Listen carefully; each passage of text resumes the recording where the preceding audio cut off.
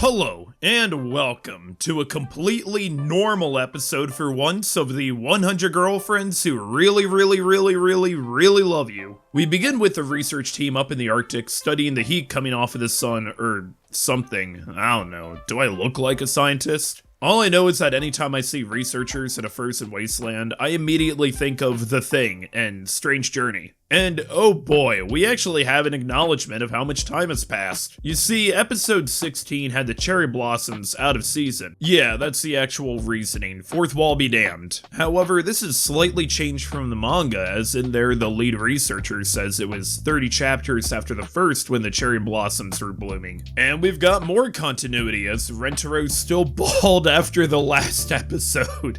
I'm still not over it. But this leads us into having the rest of the cast grow their hair out or switch up their styles, and man, they killed it here. All of the girlfriends look so fresh in their new hairstyles. They're so powerful that they cause Rentero to regrow his hair and eyebrows. He didn't even take the hair growth drug. Which one's your favorite? I'm pretty partial to Nano's, but Iku's is great too. Kinda reminds me of when I grew my hair out for 3 years. Come to think of it, I should probably get mine cut soon. It's been almost a year.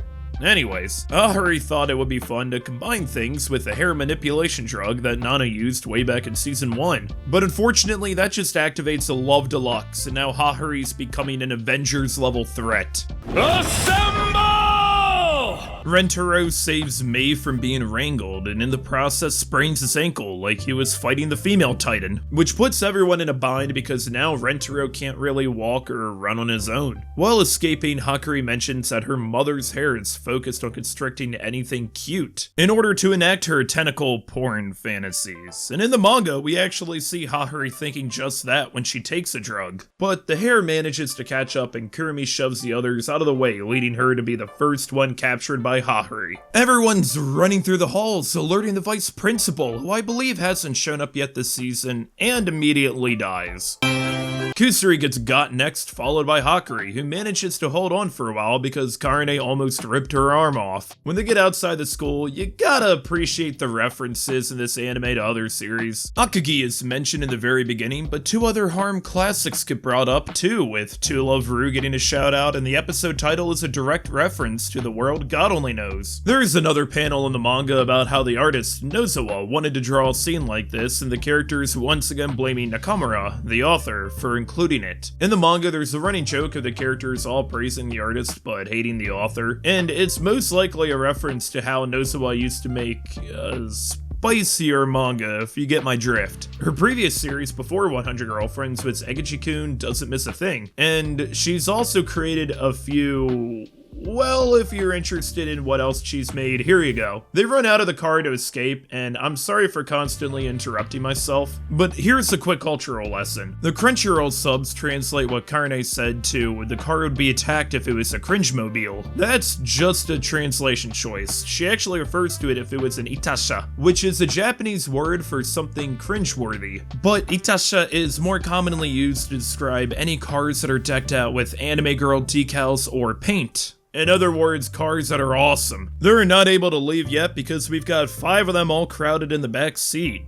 Look at Iku's reaction. This isn't safe, guys. Make sure you buckle up. Karine and Iku sacrifice themselves so everyone can escape. Well, just Karine for now, she sends Iku flying, only for Iku to sacrifice herself right after. The town has fully been engulfed in the chaos. The hairpocalypse is here. The moon is red. The frenzy has begun. We are out of time. Nowhere is safe, so Mei and Shizuko offer themselves as bait so Nano, Mimimi, and Rentero can escape to a rooftop. They can't take the elevator, so they walk up 48 floors, which was established in the manga, and they curse the author at the same time. On the rooftop, they discover the truth, that this is a superior adaptation of Uzumaki than what we got recently, and that Hahuri's hair has enveloped the entire world, ending the show.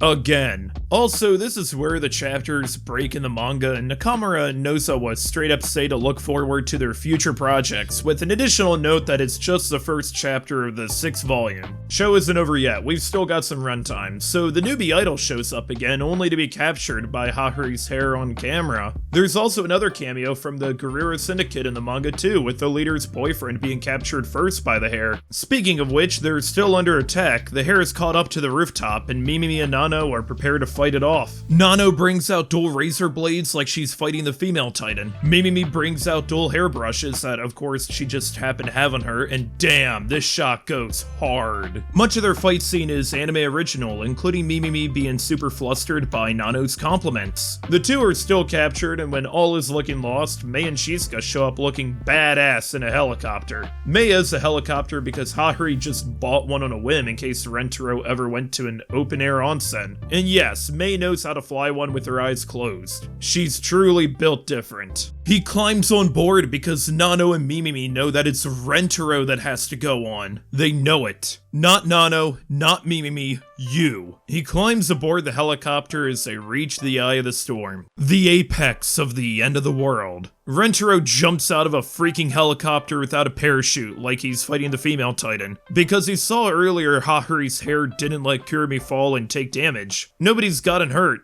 Except Iku, but she's the exception. But Rentaro doesn't care if he breaks every bone in his body. He's on a mission to save Hatori and the world. And, did Rentaro die here? Is that why Hatori's husband appears? I'm not actually sure, but he's made it to the Queen's chamber and gets through to Hatori with a kiss. She's feeling immense guilt for wrapping the entire world with her hair and could see all that she's done through it. But she can still manipulate it and sends all of the hair she's grown to the sun. The next day, she's still depressed over what happened. She never wanted to envelop the entire world. What if people got hurt? Society was disrupted by her carelessness. That's why she's secluding herself from Mei and Hatori. But it's once again Rentaro to the rescue as he shows her the news. No casualties reported in the entire world. And those researchers from the North Pole said that the sun will no longer run out of heat and the oncoming ice age can be prevented. Yeah, that's right. This was the entire plot of the episode. Did you forget about it? This whole thing was orchestrated by Rentaro in order to give the sun enough fuel to keep burning. Because if the world became frozen, that would be really bad for his girlfriends. Is there any wonder who the greatest MC in all of harem anime is? He wasn't even sure he could undo the hairpocalypse, but he still tried anyway because he's the man. And now Hatori is the savior of the world, not the villain. She's the world's mother. In this episode, fully adapted, chapters 42 and 43. There are a lot of differences from the manga, but it did include 42's bonus panel. Here's 43's. And yes, Mei and Shizuka were the only girlfriends, nay, the only people other than Rentaro in the entire world who weren't looted. Also, here's some food for thought. Just think that every single girlfriend introduced in the future has been canonically groped by Hatori. Wonderful. There are two major changes that I haven't mentioned yet. The first is that when Hatori sends her hair into the sun in the anime, we see the hair fly up from Egypt, Peru, and Hollywood. But in the manga, the hair flies up from New York City, Rio de Janeiro, and Moscow, and more notably, there's some rather well-designed girls who are there. I have no idea who these three are, and they have been theorized to be future girlfriends for a long time now. I don't know why the anime didn't show them, but if you want to theory craft girlfriends, there you go. And the other major change is with the newbie idol. In the manga, she's broadcasting from a helicopter that gets taken down and explodes. But keep in mind, there are no casualties, so she's fine. In the anime, they did her scene completely different, with her just broadcasting from a rooftop and getting entangled by the hair. Maybe this means that she'll be a future girlfriend? This is not a spoiler, by the way. I've been wanting to see the newbie idol become a girlfriend since she was first introduced. We still have a long way to go with the manga, so she can definitely show up again too. We're just gonna have to see, and yes, maybe this is hopium, but her design and personality are so good that it'd be a shame if we never see her again. Rentaro never made eye contact with her too, so the possibility's still there. I really love this episode. This was my most anticipated episode of the entire season 2, and it did not disappoint. Goofy, car, and hair CGI included. Not only is it utterly bonkers and over the top with some great fourth wall breaks, but we did need a bit more development for Hatori. She was introduced as the series' first major antagonist and then becomes one of the girlfriends. It's great to see her get further developed and have one of the sweetest moments in the series with Rentaro. Every girlfriend in the series is going to have plenty of moments to shine and develop alongside the ever-increasing cast. Sure, some are going to be more developed than others, largely due to screen time, given that we've gotten the first 10 girlfriends already, but the series does an excellent job going back and shining a light on character arcs when needed. And if you enjoyed this video, make sure to subscribe so you don't miss out on future 100 girlfriends and other anime content. I should be coming out with the ultimate guide for spring 2025 soonish too. Thanks for watching, and I'll see you in the next one. 超元気出てハイになる薬なのだ。 What were you planning to give her?